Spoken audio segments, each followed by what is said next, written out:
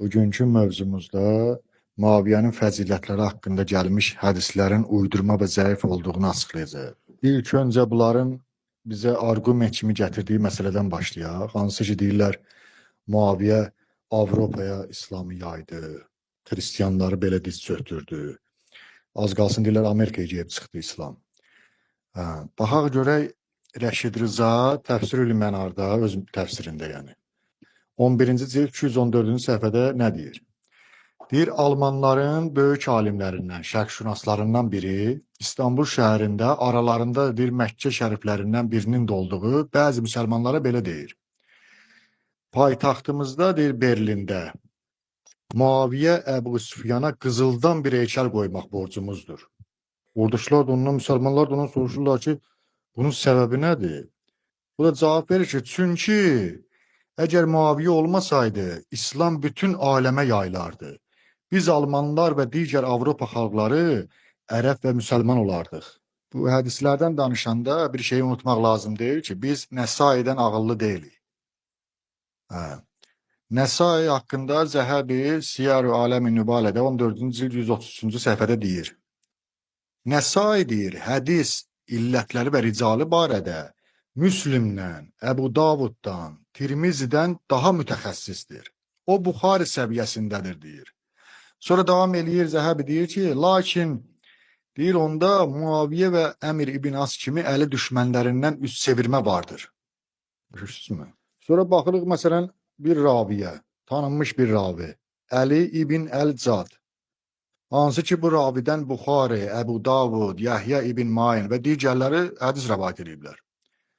O Muaviyyəni açıq tənqid edən adam idi. O deyirdi hətta ki, Muaviyyə kafir olaraq ölüb. Zəhəbi görün Siyar-ı Aləmi Nübalədə 10-cu cild 460-cı səhifədə, 460-cı səhifədə görün nə deyir? Deyir, Əli ibn Əl-Cad deyir ki, Allahın Muaviyyəyə əzab etməsindən narahat olmazdım. Ümumiyyətlə bu məsələləri Zəhəbi Siyar-ı Aləmi Nübalədə cild 3 səhifə 128-də açıqlayır. Muaviyyə sevgisi hardan yarandı, sonra bu nasiblik təlimi necə ortaya çıxdı. Bu cild 3 səhifə 128-də görün nə deyir? Muaviyyədən sonra onu sevən, onun barəsində ifrata varan və onu digərlərindən üstün bilən çox saylı insan kütləsi formalaşmışdı. Bu şəxsləri Muaviyyə deyir ya səxavət, ya mülayimlik, ya da bəxşiş ilə ələ almışdı. Ya da onlar Şamda dünyaya gəlmişdilər, gözlərini açandan Muaviyyə sevgisi görmüşdülər və övladlarına da bu sevgi əsasında tərbiyə vermişdilər. Belə şəxslər arasında az sayda səhabə, çoxlu sayda tabein və fəzilətli şəxslər var idi. Onlar Muaviyyə ilə birlikdə İraqlara qarşı döyüşmüşdülər. Onlar nasibilik təlimi əsasında böyüyüb boya başa çatmışdılar. Nəfsi istəklərdən Allaha sığınırıq. Bu da Zəhəbinin sözü. Bir də ki, əsas məsələ Muaviyyə haqqında deyilir ki, o vəhy katibidir. Allah kəlamını yazıb. Bu deyənlərə də deyən yoxdur ki, bu vəhy katibi hədisini tam oxusun. Bir tam oxunsa vəhy katibi hədisi, ya hədisləri, o uydurma hədislər. Onda biləcəksiniz, elə mətnindən biləcəksiniz ki, bu uydurmadır. Çünki tarix kitablarının heç birində o vəhy katibləri qeyd olunanda Muaviyyənin adı qeyd olunmur. İndi mən sizə bir neçə hədisdir o barədə, bir neçəsini oxuyacağım. Bu Zəhəbinin siyərini açsa 3-cü cild 129-cu, məsələn 127-ci səhifədən 130-cu səhifəyə kimi bunları özünüz də şahid ola bilərsiniz. Məsələn, İbn Abbasdan gətirirlər, deyir, İbn Abbas deyir ki, Ayət-ül Kürsü nazil olanda Peyğəmbər enən ayətləri yazdırmaq üçün Muaviyyəni çağırır. Muaviyyə gəlir, ancaq ayətləri yazmaq üçün qələm tapa bilməz. Bunun üzərinə uca Allah Cəbrail ilə bir qələm göndərir. Muaviyyə qələm axtararkən Peyğəmbər deyir ki, qulağındakı qələmi al, qulağına gəlib, al, Cəbrail yatıb qoyub qulağına. Muaviyyə də bir də baxar ki, qulağının arxasında üzərində kəlime-i tövhid yazılı bir qızıldan bir qələm var. Qələmi qulağından götürür və ayəti yazar. Hansı ayət? Ayət-ül Kürsü. Bu Ayət-ül Kürsünü yazıb deyirlər də, vəhy katibi də Ayət-ül Kürsünü yazıb. Ayət-ül Kürsü ilə də heç Muaviyyə hələ İslama keçməmişdi. Bunu deyən yoxdur. Uyğun gəlmir, mətnindən bilinir bu yalandır. Sonra Həzrət Əlinin adından deyirlər ki, Peyğəmbər deyib ki, Muaviyəni katib edin, çünki o güvenilir bir adamdır. Sonra Peyğəmbər deyir ki, Muaviyəyə bir qələm göndərdim, ona söylə ki, ona denən ki, qələmlə ayət-i kürsünü yazsın, hərəkələsin və nöqtələsin. O vaxtı hərəkə var idi ki, Quranda. Başınız belə uydurma hədislərdir ortada, nə qədər də özdə.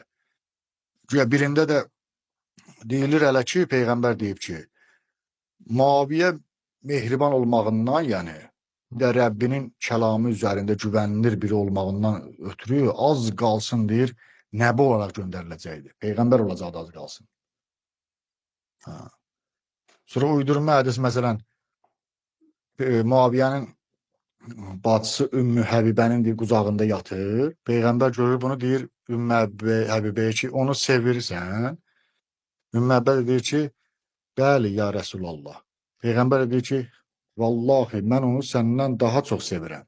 Onu cənnət yastıqları üzərində yatarkən görürəm.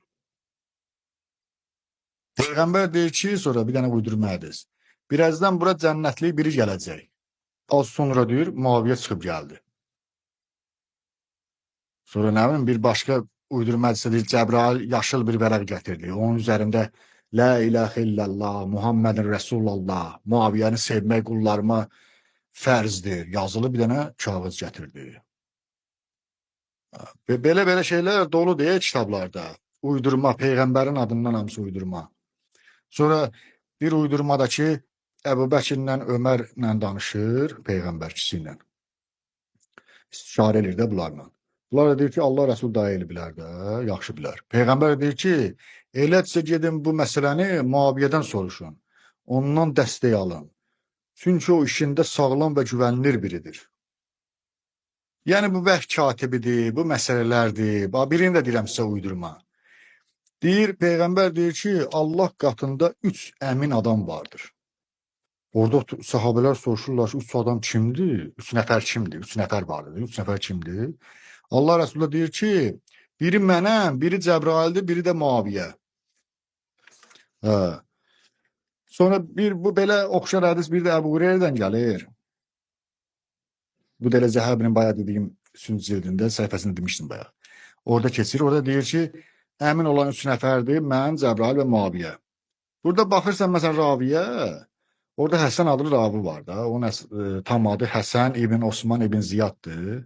Bunun haqqında da İbnül Həcər, Lisan-ül Mizanda 3-cü cild 67-ci səhifədə yazıb ki, bu adam kəzzabdır, yalancıdır yəni. Siz bu yalancıların gətirib ortaya çıxartdığı hədisləri gətirmişsiniz ortaya, siz də onlarla bir yerdə oxuyursunuz. Peyğəmbər deyib ki, mənim adımdan kim yalan danışarsa, yerini hazırlasın da cəhənnəmdə. Siz bunlara niyə qoşulmuşsunuz ki? Sonraki hədis Peyğəmbərin Muaviyə üçün dediyi, Allahım, sən Muaviyəyə deyir, kitabı və hesabı öyrət, onu əzabdan qoru. Bunu özdə Ramazan ayında deyib Peyğəmbərin hədisləri gələn görə. 2 yerdə gəlir bu. Bir Əhməd ibn Ənbərin müsnədində 28-ci cild 383-cü səhifədə, həm də Əhməd ibn Ənbəldə bir başqa 2-ci cild 913-cü səhifədə də gəlir. Fəzail Sahabə kitabında. Bir də İbn Hibbanda gəlir. 16-cı cild 191-də. İbn Abbanın səhihində. Bunların ikisində də gələn hədislərin bir müştərək ravi var. İkisində də. Bu da Əbdurrahman ibn Mehdi Əl-Bəsridir. Bunun da ki, münkər hədisçi olduğu qeyd olunub. Kitablarda münkər hədisçidir. Yəni, uydurma hədisdir bu. Münkər ravidir bu. Bunun da ki, qeyd eləyib, məsələn, Zəhəbi Tarihül İslamda 5-ci cild 520-ci səhifədə bu ravi haqqında. Sonra bu İmam Əhməddə gələn hədisdə bir ravi də var. Hibbanda gəlir. El-Haris ibn Ziyad. Bu da alimlər tərəfindən məchul deyib bir çoxu. Bir çoxu da deyib zəifdir. Bu da İbn Həcər Əl-Əsqalani'də oxuya bilərsiniz bu ravi haqqında. Lisan-ül Mizanda 2-ci cild 513-cü səhifədə. Özü bunlar Şamlı olub nə qədər. Baba özü Şamlı olub. Sonra ondan sonraki Yunus ibn Seyf'ti. O da Şamlı olub. Sonra bu hədislərdə Haris ibn Ziyadla Yusuf ibn Seyf'in arasındaki yaşama müddəti fərqlidir tamam. 116 il bir-birindən fərqli ölüm tarixləri. Məsələn, buradakı ravilərdən İbn Salih də məsələn Şam bölgəsinin adamıdır. Yəni uydurma bir hədisdir, neçə yöndən özdə. Daha sonraki hədis Peyğəmbər deyib ki, Allahım onu hidayətə vəsilə olan, hidayət üzrə olan biri elə. Onun vasitəsilə insanları hidayətə çatdır. Bu hədis də iki mənbədə gəlir. Əhməd ibn Ənbəldə gəlir Müsnədində 29-cu cild 426-cı səhifədə, bir də Tirmizidə Mənaqibdə 48-ci səhifədə. Tirmizdə gələn hədisdə Şamlılar, obviously içində də Şamlılar çoxdur. Bu hədislərin içində əksəriyyət Şamlılardır. Məsələn, ravilərdən Muhammed ibn Yəhya Tirmizdəki ravidə kimdir bu bilinmir. Bu ümumiyyətlə məchuldur. Bilinməyən bir ravidir. Rabiyə ibn Yezid də Şamda yaşayıb. Künyəsi də İbn Əbi Yəhya Tənihi. Bunlar hamısı Şamda yaşayanlardır. Abdurrahman ibn Əbi Ümeyyərə Ezdir də Şamda yaşayandır, ticarətlə məşğul olub. Özə yazılıb ki, bu adam Abdurrahman ibn Əbi Ümeyyərə Əl-Ezdi hədisdə yaxşı biri deyil. Bunu Zəhəbi deyir, Tarixül İslamda 2-ci cild 674-də. Əhməd ibn Ənbəldə gələn istinadda isə ravilərə baxırıq. Burada nələr görürük? Məsələn, Vəlid ibn Müslim künyəsi də olub Əbul Abbas Əl-Dəməşqidə. Hədis hafizi olmuyor, tədlis yaptığı tədlis yapıb, bu hədislərə tədlis yapıb, onun üçün müdəllislərdən sayılır. Aldatma yapıb, problem yapıb hədisdə. Burada qeyd olunur, Suyutidə məsələn qeyd olunur, İsmail müdəllisində 1-ci 102-də, bir də Zəhəbi də qeyd edir bunu, Siyərdə 9-cu 212-də. Yəni bu adam müdəllisdir. Müdəllislərin arasına salablar bunu. Tədlis eləyib hədislərdə. Daha sonrakılar, məsələn, Said ibn Əbdüləziz var burada ravilərdən. O da deyir, qocalıq vaxtında rəvayətləri ümumiyyətlə qarışdırırdı. Bunu da deyir İbn-ül Əsir, Cami-ül Silfi Əhədüs Rəsulda 9-cu 107-də. Sonra İbn Əbi Duramədi, bu da Şamda yaşayan biridir. Yəni, bunlar problemli bir hədislərdir. Sonraki rəvayət Ömərin Ümeyr ibn Sadı Humus validindən çıxardı. Muaviyə İbn Əbi Süfyanı onun yerinə təyin eləyəndə insanlar başladılar Muaviyə haqqında irəli, geri danışmağa başladılar da.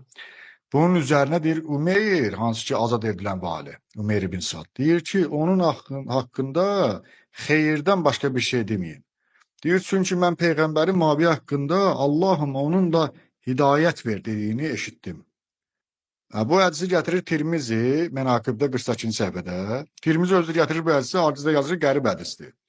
Çünki orada ravi var, Amr ibn Vakid. Künyəsi də Əbu Hafs Əl-Dəməşqidir, bu da Şamlıdır. Onu Buxari deyib ki, o münkər hədisçidir, münkər hədis. Nəsa ilə Tərəqqutni də deyir ki, mətruk hədisçidir. Yəni, inanılmır da onun sözlərinə, zəifdir. Bunu deyir, məsələn, baxa bilərsiniz, Buxari deyilir, Zəhəbi Tarixül İslamda 4-cü 701-ci səhifədə deyir bunu. O hədisin içində ravilərdən Yunus ibn Həlbəsin kim olduğu ümumiyyətlə bəlli deyil. Kimdir bu adam? Sonraki hədisdəki Muaviyyənin xəlifə olacağını xəbər verəndir hədisdir. Bu da keçir, deməli, iki yerdə keçir. Birində Əhməd ibn Ənbəlin Müsnədində 28-ci 129-da. Orada belə keçir ki, Muaviyyə əlində bir su qabı Rəsulullahın otağına girər. Peyğəmbər də başını qaldırıb Muaviyyəni görəndə ona deyər ki, ey Muaviyyə, bir gün yönetim işini əlvə alsan, Allahdan qorx və adil ol. Bu hədisdə də ki, mürsəl hədisdir, alimlər deyirlər. Niyə? Çünki burada ravi var, Əbu Üməyyənin babası Əl-Hüseyn Əl-Haris Əl-Kufi. Bu tabeindən olub birbaşa peyğəmbərdən deyib. Tabeyindən də. Bu da mürsələ girir. Mürsələ zəif hədislərdən sayılan bir növdür. Sonra ikinci bunu oxşarı gətirirlər. Hə. Bu da deməli burada deyilir ki, Muaviyə deyir ki, Allaha and olsun, mənim xəlifəliyə sövq edən şey, məni bir xəlifəliyə sövq edən şey.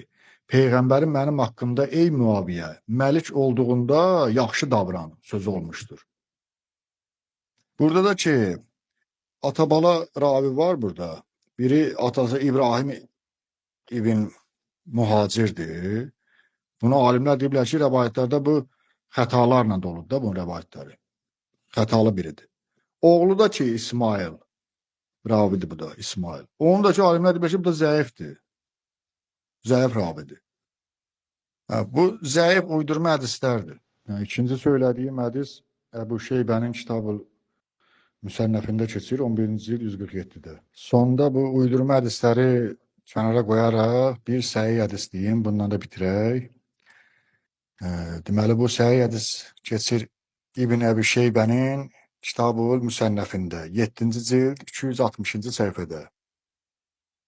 Deməli burada peyğəmbər buyurur: sünnətimi dəyişdirəcək ilk adam Ümeyyə oğullarından biri olacaqdır. Hədis belədir. İndi bu peyğəmbərin sünnətini dəyişdirəcək ilk kişi Ümeyyə oğullarından kimdir? Bunu da siz tapın.